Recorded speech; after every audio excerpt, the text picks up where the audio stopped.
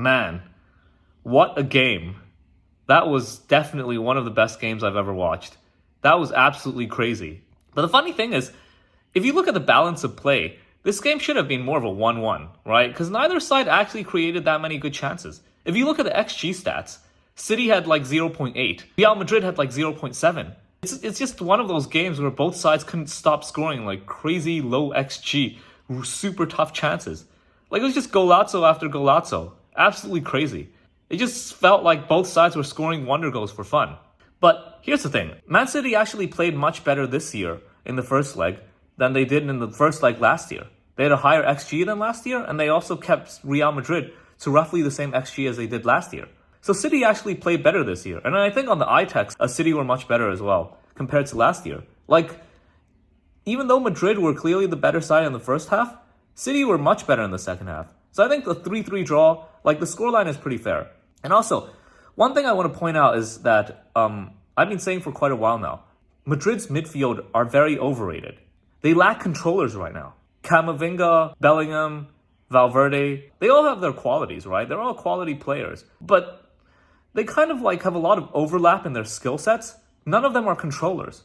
I mean, you have Toni Kroos, but Toni Kroos has lost his legs by now. He doesn't have the same mobility as before. Like, he already didn't have the best mobility in his prime. Right now, his mobility is just very poor.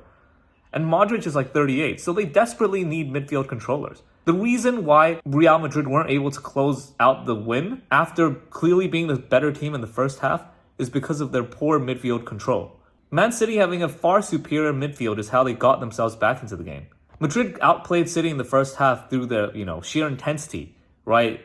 Like very intensive pressing play and also their vertical threats. But the thing is, because their midfield has so little midfield control, they can lose control of the game at any point. And Man City really took advantage of that weakness. And anyway, I don't really think Real Madrid have much of a chance in the second leg. Man City are a completely different beast at home.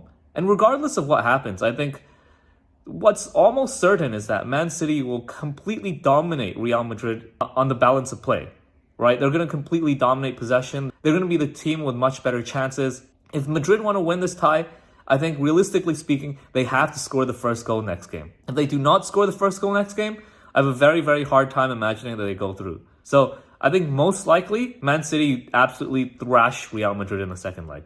Like similar to last season, like 3-0 or 4-0. Madrid's only real chance of winning the second leg is if they score some crazy goals against the run of play. I don't see any other possibility. They need wonder goals. They need wonder goals against the run of play.